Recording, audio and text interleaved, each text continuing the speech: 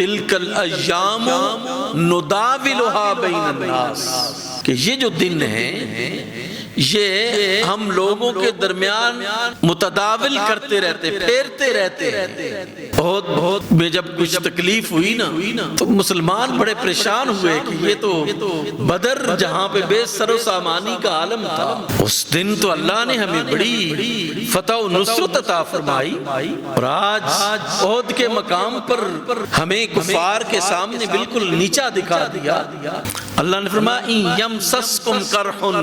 فقد مس القوم قرح مثلہ، اگر آج تمہیں زخم لگا ہے،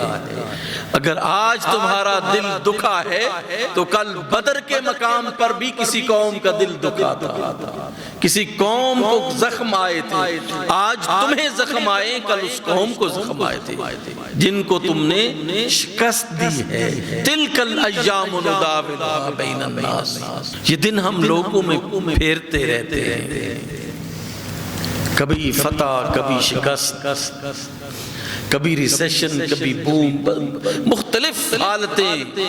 اللہ مختلف حالتوں سے انسان کو گزارتا ہے۔ وَلِيَعْلَمَ الَّذِينَ آمَنُوا مِنْكُمْ، تاکہ اللہ جانے تو صحیح نا کہ تم میں صاحب ایمان کون ہے اور استقامت کس کے اندر ہے، کون ہے جو ثابت قدم رہتا ہے کہ جب اسے کامیابی ملی ہے تو وہ اس کامیابی کو بھی میری طرف منسوب کرتا ہے،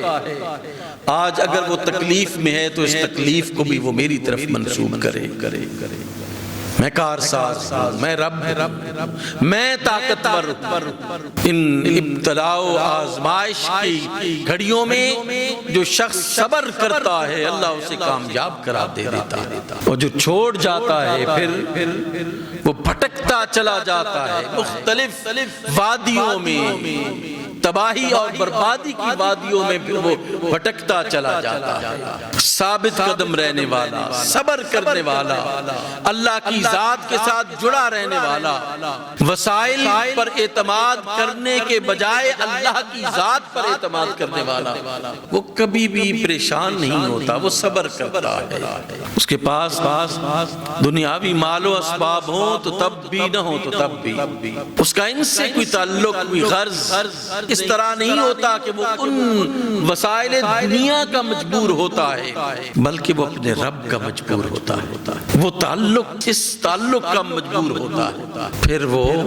اس کے لیے قربانی دینے کا جذبہ رکھتا ہے۔ یہ تعلق اللہ کی ذات کے ساتھ جو اس کا تعلق ہوتا ہے، اس تعلق کو پھر وہ مضبوط تر کرتا ہے، اور اس تعلق کو برقرار رکھنے کے لیے اور مضبوط کرنے کے لیے وہ قربانیاں دیتا ہے، پھر وہ اپنی قربانیوں کو اپنے رب کی بارگاہ میں پیش کرتا ہے،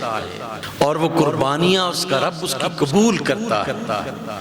پھر اسے عزت و شرف سے نوازتا ہے، پھر اسے اکرام سے نوازتا ہے، پھر اس کی زندگی بھی بارونق بناتا ہے، اس کی قبر کو بھی رونق بناتا ہے، اس کی حشر کو بھی بارونق بناتا ہے۔ پھر وہ سلسلہ جب اللہ کی ذات کے ساتھ جڑ گیا تو پھر انسان اللہ کا ہو جاتا ہے، اور جو اللہ کا ہو جائے پھر اللہ اس کا ہو جاتا ہے۔ من کان للہ کان اللہ لہ، کہ جو اللہ کے لیے ہو جائے اللہ اس کے لیے ہو جاتا ہے۔